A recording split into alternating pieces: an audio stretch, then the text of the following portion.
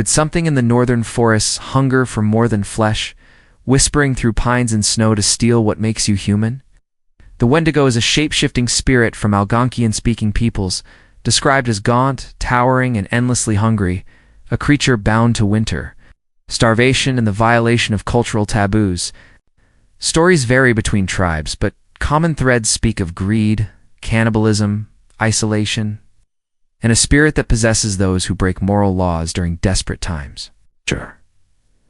Traditionally, the Wendigo served as a moral lesson about respect, community sharing, and the dangers of excess in harsh northern environments, rather than a simple monster tale. Descriptions include glowing eyes, an emaciated body, and a stench of decay, with some versions describing antlers or deer-like features that blur the line between human and wild. Becoming a Wendigo often involved taboo acts like cannibalism or overwhelming selfishness, after which the person transforms mentally and physically into an insatiable predator. Colonial retellings and later popular culture have distorted many indigenous meanings, sometimes sensationalizing the Wendigo while ignoring its teachings about balance, humility, and communal care. Anthropologists, storytellers, and indigenous voices emphasize context.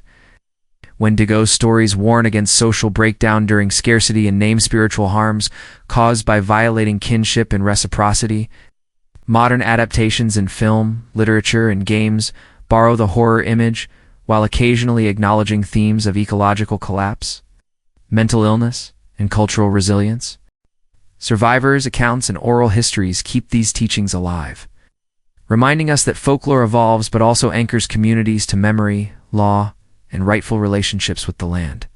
To listen respectfully, we must center indigenous storytellers, avoid exoticizing, and learn how these narratives functioned as social law, medicine, and ancestral knowledge passed through generations. In Anishinaabe and Cree traditions, the Wendigo name and details shift. The core warning about excess, isolation, and the spiritual cost of breaking reciprocity remains consistent. Scholars have described Wendigo psychosis as a culturally specific syndrome linked to starvation and social distress.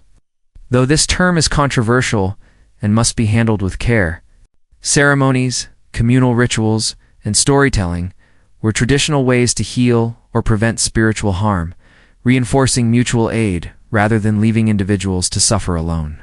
Today, indigenous artists reclaim the Wendigo in stories and art to explore trauma, environmental change, and resilience, transforming fear into dialogue and cultural continuity.